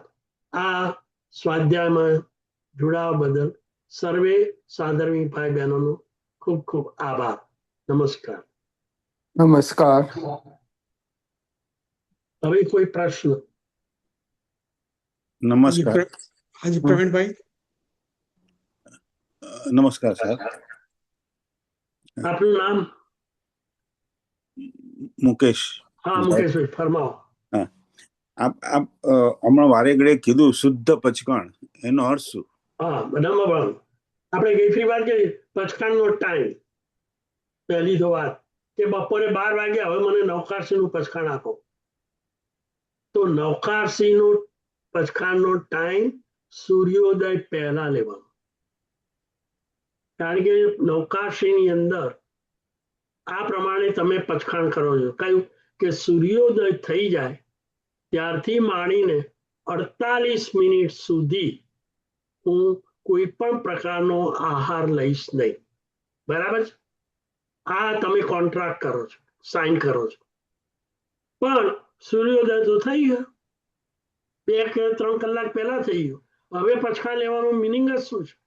હવે તમે કેવી રીતે પચખાણનું પાડી શકશો? સૂર્યોદયનો ટાઈમ વ્યતીત થઈ ગયો છે. બરાબર છે?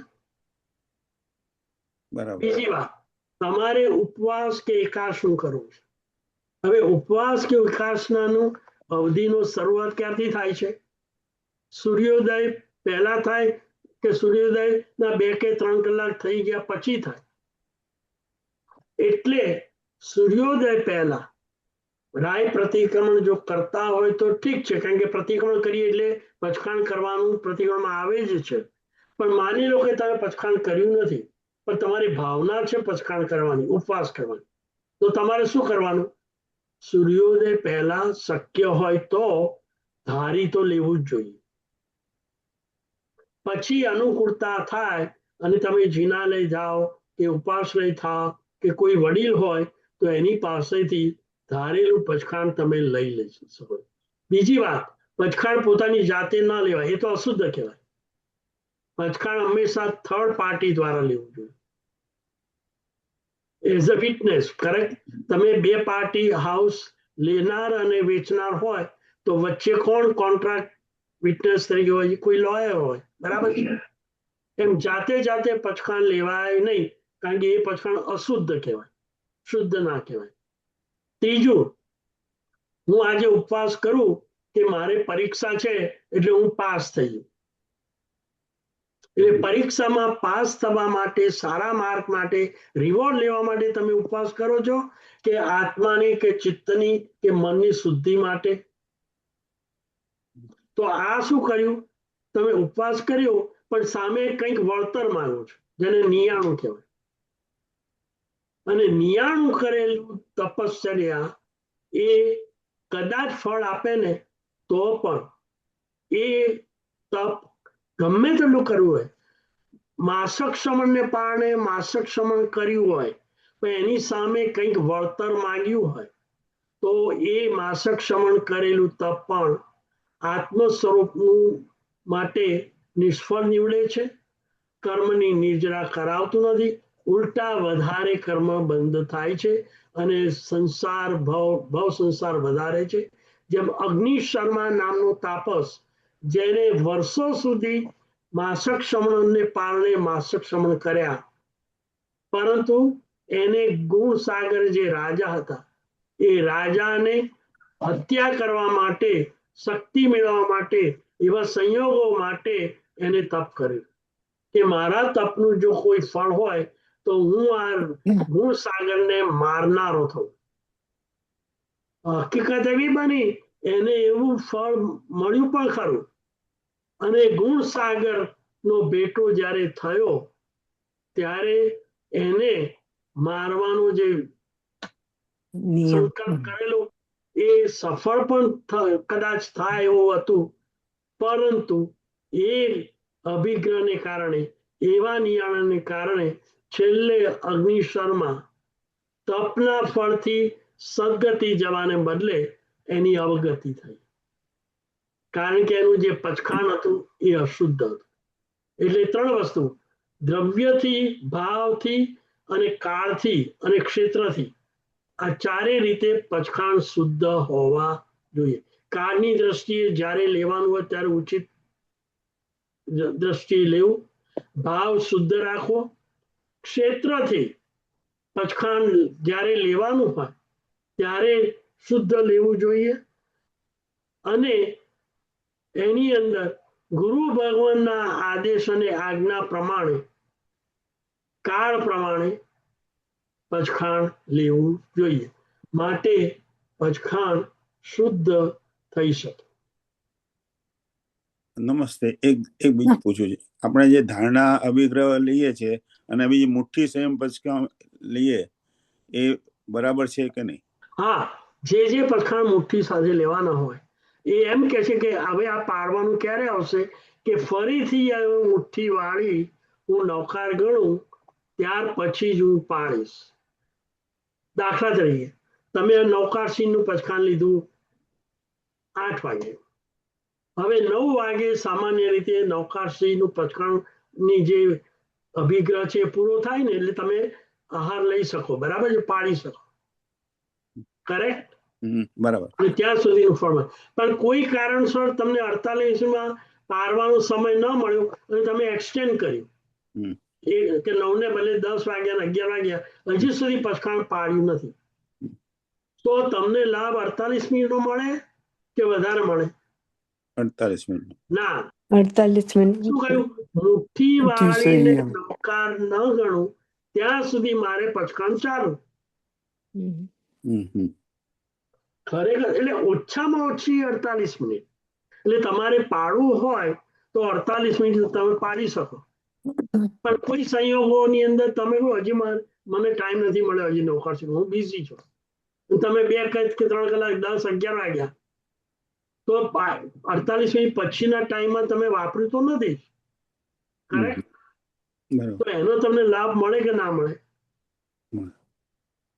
બરાબર મળે, કારણ કે તમે પચખાણ જયારે લીધું ત્યારે કહેલું કે ક્યાંની અવધિ ક્યાં સુધી, તે મુઠ્ઠી વાળીને હું નવકાર ન ગણું ત્યાં સુધી. એટલે બરાબર. તમે એમ પૂછો તો 48 મિનિટ કેમ રાખ્યા? તો એટલા માટે રાખ્યા, ઓછામાં ઓછા 48 મિનિટ ન થાય એ પહેલા તો તમારે તો ન જ વપરાય. તમે અડધો કલાક તો કે હું વાપરી લઉં, ના વપરાય, કારણ કે 48 મિનિટ તો તમે મિનિમમ જોઈએ જ. એનાથી વધારે સમય થાય તો લાભનું જ કારણ છે ને. બરાબર એનાથી ઓછો સમય ન કરાય. ખ્યાલ આવે ભાઈ? બરાબર એટલે એટલે મુઠ્ઠી વાળી હોય, એટલે મુઠ્ઠી સંયમ બોલે. એટલે એ બંને બી પચકાણ બરાબર જ છે. યસ, બંને બરાબર છે. અને અચ્છા એટલે જ પ્રવીણ, પચકાની અંદર શબ્દો આવે છે, ઉગેશ્વરી નમકાર સંયમ, મુઠ્ઠી સંયમ. એટલે મુઠ્ઠી એ સંકેત છે. એટલી વખતે આપણે ગંઠરસી કહેવાય, ગંઠરસી એટલે હું રૂમાલ કે સાડીની ગાંઠ બાંધી દઉં છું. હવે જ્યાં સુધી ન છોડું ત્યાં સુધી હું આહાર નહીં કરું. લેડીઝ ઘણી વખત આવું પણ કરીશ, બરાબર? બરાબર રાઈટ રાઈટ. એટલે એક સંકેત છે. હાજી. અચ્છા પ્રવીણભાઈ એક ક્વેશ્ચન છે. પ્રવીણભાઈ, હેલો યા હા, આપણે ફરમાવો. જે પેચકાણ પાડવાનું જે ચૈત્યવંદન કરીએ છીએ, પેચકાણ પાડતા પહેલા આપણે આંબીલ કે એકાસનું કે કંઈ કર્યું હોય ઉપવાસ કે જે ચૈત્યવંદન આવે છે ને કરવાનું પેચકાણ જી પાડવાની જી જી વિધિ, જી જી જી. હવે તો એમાં એ એવું છે, આપણે ક્યારે હવે ક્યારે આમાં એવું કરવાનું? છે, પેચકાણ સાંભળો. આવી જાય પછી કે તમે પેચકાણ? એ તો ઔષધમાં હોય, દાખલા તરીકે હું તમને એક એક્ઝામ્પલ આપું. ઔષધમાં હોઈએ ને તો એકાશનું કે ઉપવાસનું પારણું કે પાણી વાપરવાનું, તો એની તો વિધિ છે, પચખાણ પાડવાની વિધિ. રાઈટ એટલે એ વિધિમાં આવી જાય છે. તમે ગ્રહસ્થ હોય એટલે કે ઔષધમાં ના હોય અને તમારે એકાશનું કરવું છે, બરાબર છે? રાઈટ તો તમે જિનાલયમાં પૂજા કરવા જશો કે ના જશો? રાઈટ હવે પૂજા કરવા જાઓ તો ભાવ પૂજા કરશો કે નહીં? રાઈટ તો એમાં ચૈતન્ય કરશો કે નહીં? રાઈટ તો ચૈતન્ય વિધિ આવી જ ગઈ. હવે રાઈટ એકાશનું કે આયંબિલ થઈ જાય પછી આવો અવસર તમને મળ્યો, એવું સૌભાગ્ય મળ્યું. એ સૌભાગ્ય કોના પ્રતાપે મળ્યું ભાઈ? કોઈ એવું પુણ્ય ઉપાર્જિત કર્યું છે એટલે તમને આવું સૌભાગ્ય, આવો અવસર મળ્યો, બરાબર? રાઈટ હવે એ પુણ્ય કોના પ્રતાપે મળ્યું? કોઈ સુકૃત કર્યું હશે અને પરમાત્માની કૃપા ગ્રહણ થઈ હશે, એનો અનુગ્રહ થયો હશે, એટલે આ બધો આપણને અવસર મળ્યો છે. અને વિશેષ ધર્મ કરવાની આ સંયોગો મળ્યા, ઓપોર્ચ્યુનિટી મળી. એના કરતા વિશેષ એમ કહેવાય કે આવી તપસ્યા કરવાની ઈચ્છા થઈ અને કોઈ પણ વિઘ્ન વગર તમારી આ તપસ્યા થઈ. આ બધો યશ કોને જાય અલ્ટિમેટલી? પુણ્ય ભગવાન જે પરમાત્માના શાસનનું. પરમાત્મા શાસન. તો શાસન જ ના હોય તો દર્શન, જ્ઞાન, ચારિત્ર, તપ જ ક્યાં હોત?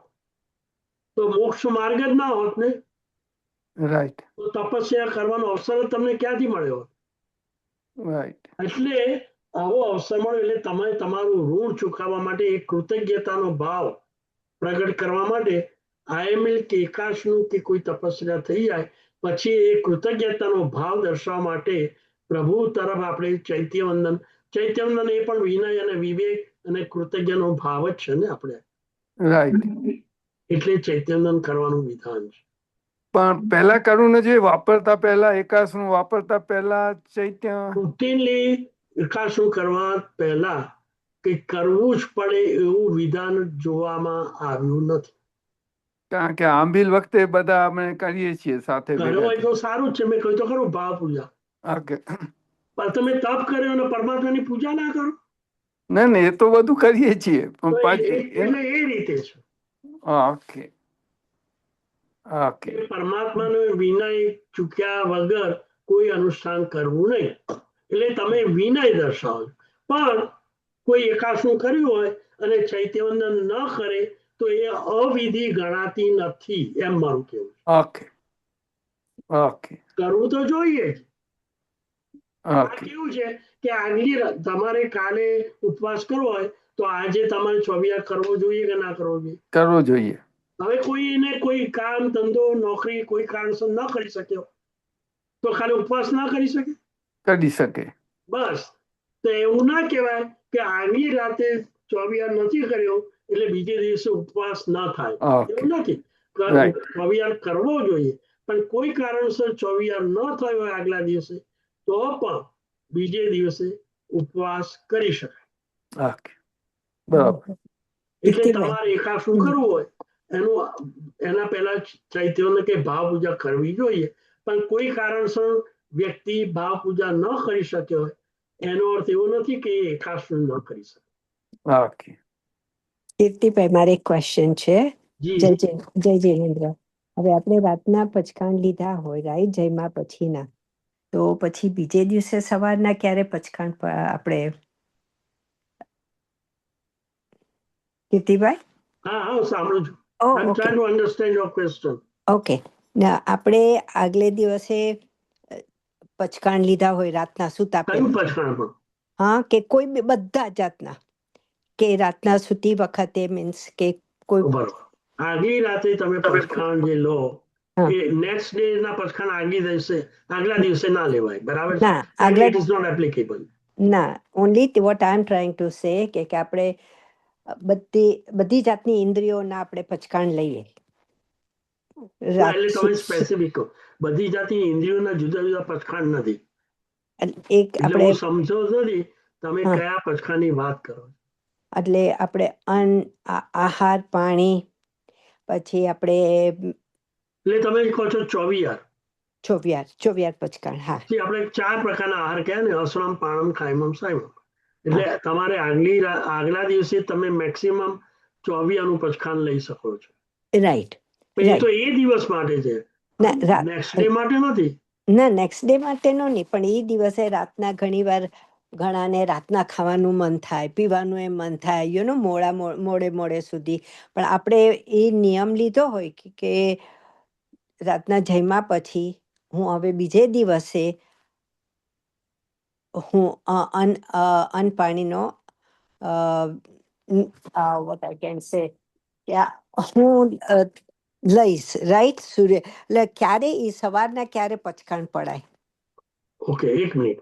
આગલા દિવસે જે પચખાણ રાતના. લીધું કે હવે હું આજે રાત્રે આહાર અને પાણી નહીં લઉં, બરાબર છે? હા. એની અવધિ બીજે દિવસે સવારે સૂર્યોદય સુધીની હોય. ઓકે. અને કોઈ ઘરમાં હોય નહીં તો તમે કોની સાક્ષીએ પચકાણ લઈ શકો? બહુ સરસ પ્રશ્ન. તમારે આટલું કરવું જોઈએ. ધારી તો લેવું જ જોઈએ, ધારવા માટે કોઈ વ્યક્તિની જરૂર નથી. રાઈટ.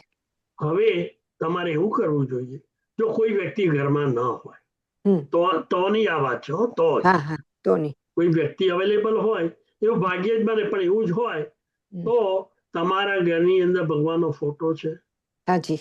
કોઈ ગુરુ ભગવાન છે, હાજી. તો એમની હાજરીની અંદર એમને દર્શન, as if that he is listening, તો એ રીતે તમે પચખાણ લઈ શકો છો. ઓકે. પણ પછી તમે જો પાછા જિનાલે જવાના હોય તો પાછું ફરી કોઈ જિનાલે જઈએ તો ત્યાં કોઈ વ્યક્તિ હોય તો એની કહી દેવાનું કે તમને પચખાણ આપે. ઓકે.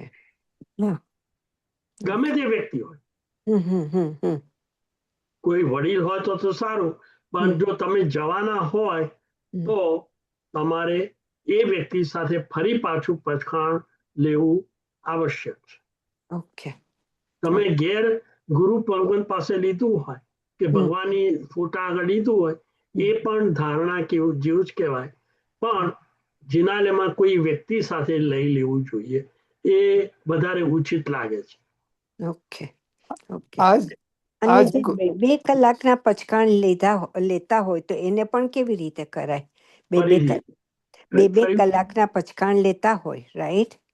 એમાં પણ આ જ નિયમ લાગુ પડે? દાખલા તરીકે કોઈ દિવસ કલાકના પચખાણ ના હોય. એટલે આપણે સવારના નાસ્તો કરી લીધો હોય, અને પછી આપણને ખાવા પીવાનું હોય નહીં, તો એમ થાય કે ના 2 કલાક સુધી મારે કઈ લંચ ઓ અચ્છા અચ્છા અચ્છા હવે એના માટે એક જુદું પચખાણ છે, હું એની વાત કરી લઉં. એને મુર્શી પચખાણ કહેવાય છે. મોક્ષી પચખાણ. ઓકે. એટલે એમાં શું કરવાનું, દાખલા કે તમે નાસ્તો 8-9 વાગે કર્યો, બરાબર? હા. હવે તમે 1 વાગ્યા સુધી કઈ શું વાપરવાના નથી, બરાબર? હાજી. તો એ નાસ્તો પતી જાય પછી તમારે એવું નક્કી કરવાનો, નિર્ણય કરવાનો, ધારણા કરવાની કે હવે પછી જ્યાં સુધી હું 3 નૌકાર ગણી મુઠ્ઠી વાળીને 3 નૌકાર ન ગણું ત્યાં સુધી મારે કોઈ પણ આહાર લેવો નહીં. ઓકે. ઓકે. હવે 1 વાગ્યો, તમને લાગે હવે મારે આહાર લેવો છે, તો મુઠ્ઠી વાળીને 3 નૌકાર ગણવાના. ઓકે. પછી તમે આહાર લઈ શકો. પછી એ આહારની ક્રિયા પતી જાય, તમે 1 વાગે આહાર શરૂ કર્યો, 1:20 આહારની ક્રિયા પતી ગઈ, બરાબર? તો પછી તમે એવું નક્કી કરવાનું પાછું 1 નૌકાર ગણી અને મુઠ્ઠી વાળીને બોલવાનું ફરીથી હું 3 નૌકાર ગણીને મુઠ્ઠી ન વાળું અથવા તો મુઠ્ઠી વાળીને 3 નૌકાર ન ગણું ત્યાં સુધી ફરીથી આહાર લેવાનું નહીં. ઓકે. એટલે 1:20 તમે આહાર બંધ કર્યો, નૌકાર ગણ્યો અને મુઠ્ઠી વાળી, બરાબર? પછી તમે નક્કી કર્યું કે હવે મુઠ્ઠી વાળીને 3 નૌકાર ન ગણું ત્યાં સુધી મારે આહાર નથી લેવાનો. એટલે પાછું મુર્શી પચખાણમાં તમે આવી ગયા. ઓકે. ઓકે. સરસ. આવું તમે 1 વાર નહીં અનેક વખત દિવસ દરમિયાન કરી શકો છો. ઓકે. Very nice. 5 વખત 10 વખત. એટલે એમાં શું થાય, આહાર લીધો હોય એ સમય જ આહારનો ગણાય. હા બસ. જ્યારે તમે મુઠ્ઠી વાળીને આ ધારણા કરીને નિયમ લીધો એટલે બાકીના સમયમાં આહાર લેતા નથી, એટલે એ દરમિયાન તમે અનાહારી તપ કર્યું કહેવાય. હા બરોબર. એ સમય પૂરતું એનો પણ લાભ મળે. અને આવું તમે કરો ને તો 30 દિવસ મહિનાના ખરા ને તો તમને 28 કે 25 દિવસના ઉપવાસનું ફળ મળે. ઓહો. કારણ કે 1 દિવસની અંદર આવી રીતે તમે 24 કલાકમાંથી 20 કલાક એવો સમય છે આહાર નથી લેતા. તમે 4 કલાક જ આહાર લો છો, બરાબર છે? હવે 1 દિવસના 4 કલાકનો આહાર, 1 દિવસનો, તો 30 દિવસના 120 કલાકનો આહાર, અને 120 કલાકનો આહાર એટલે તમે 25 દિવસમાં 5 દિવસ તો આહાર લેતા જ નથી. આહાર 5 દિવસના થયા ને, 25 દિવસ આહાર લેતા નથી, તો 25 દિવસના અનાહારી રહ્યા ને તમને. Nice calculation. નાઇસ. બરાબર ને બેન? હવે આહાર લેવા માટે તમે 2 કલાક જ પસાર કરતા હોય, 28 કલાક તમે આહાર નથી લેતા, તો 28 દિવસ એવા થાય કે તમે આહાર નથી લેતા, તો અનાહારી તપનું ફળ મળે ને. પણ હા બરોબર છે. એને મોક્ષી પચખાણ કહેવાય. મોક્ષી પચખાણ. ઓકે. થેન્ક યુ ભાઈ. Thank you so much. Kirtibhai પ્રણામ. મારે એક ક્વેશ્ચન છે. હું નૌકારસીનું પચખાણ લઉં છું ને ત્યારે જ નૌકાર ગણી લઉં છું. That is wrong, right? 48 minutes wait કરવું પડે મુઠ્ઠી ગણીને. તમે નૌકારસીનું પચખાણ ધારો કે સવારે સૂર્યોદય પહેલા લીધું, બરાબર? અને પછી ના, સૂર્યોદય પછી લઉં છું કોઈક વાર 7:30, અને પછી ત્યારે જ 3 નૌકાર ગણી લઉં છું પચખાણ લીધા પછી જ. તમારે અવધિ પતી જાય, 48 મિનિટ થાય અને હવે તમે આહાર કે નાસ્તો કે બ્રેકફાસ્ટ કે નૌકારસી નું પતાવો છો, પૂર્ણ થાય છે, ત્યારે નૌકાર મુઠ્ઠી વાળવાની અને 3 નૌકાર ગણવાનું, પછી આહાર લેવાનો. ત્યારે હું પચખાણ લઈને તરત લેવાનું, ઇટ્સ રોંગ. ઓકે. ના, તમે શું નક્કી કર્યું? 48 મિનિટ સુધી હું 4 પ્રકારના આહારનો ત્યાગ કરું છું, બરાબર? હવે 48 મિનિટ પૂરી થઈ ગઈ છે, હવે તમારે વાપરવું છે, તો બેસીને મુઠ્ઠી વાળીને 3 નૌકાર ગણીને પછી આહાર શરૂ કરો. ઓકે. હું નૌકાર બોલ્યા છો મુઠ્ઠી સંયમ, નમુકાર સંયમ, મુઠ્ઠી સંયમ. ઓકે. હા, પણ હું પચખાણ લઈને 3 નૌકાર ગણું છું, પણ 48 મિનિટ ની કલાક પછી વખતે 3 નૌકાર ગણવા એમાં કઈ નુકસાન નથી. ઓકે. પણ વિધિ એ છે કે જ્યારે તમે પચખાણ પારવાનું એટલે કે આહાર લેવા તૈયાર હોય એ સમયે બેસીને, પછી ઉભા નહીં, બેસીને મુઠ્ઠી વાળીને 3 નૌકાર ગણવાના. ઓકે. પછી આહાર લેવાનું શરૂ કરવાનું. હું 48 મિનિટ્સ પછી ખાઉં છું, પણ ત્યારે નોકાર નથી ગણતી, કારણ કે મેં તો તમે પચખાણ ના ગણાય, તમે પચખાણ ખંડિત કરો છો, એટલે આ અશુદ્ધ પચખાણ કહેવાય. ઓકે, સમજી ગઈ. Okay, thank you. બરાબર છે. હા, નમસ્તે કીર્તિભાઈ. જી, આપણે જે મુઠ્ઠી સેમ નું પચકાણ બોલે છે, તો ઈચ્છા કારણે સંદેશ વગર મુઠ્ઠી સેમ પચકાવી અનંતા વગર નહીં, હા, ઉગ્ગેશ્વરી નમુકાર સંયમ, ઉગેશ્વરે નમુકાર સેમ મુઠ્ઠી સેમ પચકાઈ અનથા વગર સહસા કારણે નહીં, ચોવીયમ પ્યારમ. 24 પેરમ બોલો. આ કોન્ટ્રાક્ટ શેનો તમે કરો છો? ચારેય પ્રકારના આહારનો ત્યાગ, એટલે ચોવીયમ પી તો બોલવાનું, અસણમ પાણમ ખાઈમમ સાઈમમ. બરાબર. તમે ઘર વેચવાનું કે લેવાનું કર્યું, એમાં જે કઈ કન્ડિશન નક્કી કરી હોય એ પ્રમાણે ફોલો કરવાનું કે જુદું કરવાનું? ના હોય, હું એટલે એ માટે પૂછું છું કે શું બોલવાનું બરાબર. હા, નવકાશી પચખાણમાં આ છે, ઉગ્ગેશ્વરી નમુકાર સંયમ મુઠ્ઠી સંયમ પચખાઈ ચોવ્યમ પી આહારમ અસણમ પાણમ ખાઈમમ સાઈમમ. આટલું અનથાપગમ સહસ્રાગારેણમ મહત્રાગારણમ સવસમાયવત્યાગારણમ. આ 4 વસ્તુ મેં કઈ ફરી સમજાવેલી છે, right Kiritbhai? Yes yes, I think એનું યુટ્યુબમાં આપણે લિંક છે. ગયા સામે હું નતો ને. ઓહો, અચ્છા અચ્છા અચ્છા. બહાર હતો. આ 4 શબ્દો પચખાણના શાના માટે છે, શું છે, એના અર્થ શું છે, આ બધી વસ્તુ અમે ગયા પ્રવચનની અંદર બધું વણાયેલું છે. આ બધા પ્રશ્નો આવેલા, એની એક્સટેન્ડ જવાબ આપવા માટે આપણે આ સેશન ઉભો કર્યો છે. પણ તમે ચાન્સ, તમારા માટે હું ચોક્કસ કહીશ ફરી આ 4 શબ્દોના, અને પચખાણના બધા જે શબ્દો જેના અર્થ પણ આપણે સમજાવીશું. હવે સમય થઈ જ આવ્યો છે એટલે હું નથી કહેતો. રેકોર્ડિંગ પર તમે રેકોર્ડિંગ શોધીને ગ્રુપમાં મોકલીશ. હા, ઓકે, થેન્ક યુ. એની અંદર બધા જ શબ્દો મેં સમજાયેલા છે વિસ્તારથી. અનથરા પ્રોગ્રામ એટલે શું, સહસ્રાગારણમ એટલે શું, મહત્રાગારણમ એટલે શું, અને સર્વસમાયવત્યાગારણમ એટલે એનો અર્થ શું, તમે જોઈ લેજો. ઓકે. અથવા આને સંતોષ ના થાય તો તમે મને ફોન કરજો. ચોક્કસ. ઓકે. જય જિનેન્દ્રભાઈ. જય જિનેન્દ્ર. નમસ્કાર. જય જિનેન્દ્ર. નમસ્કાર. માંગલિક કરી. હાજી, ખૂબ જ એકાગ્રતા પૂર્વક સાંભળવા બદલ ખૂબ ખૂબ આભાર. સાતામાં રહેજો. હવે આપણે 2 મહિના જરા બ્રેક રાખીએ છીએ, અને આપણું નેક્સ્ટ સેશન ફેબ્રુઆરીના ફર્સ્ટ વીકમાં કિરીટભાઈ ડેટ નક્કી કરીને જણાવશે. 2 મહિના જરા આપણે આરામ કરીશું. પણ it is not a close, પણ ટેમ્પરરી આપણે હોલ્ડ કરીએ છીએ. But in the meantime, if we have any questions, contact me, call me. Thank you. Sarvamangal માંગલ્યમ સર્વકલ્યાણકારણમ પ્રધાનમ સર્વધર્માણામ Jainam Jayanti સાસવમ.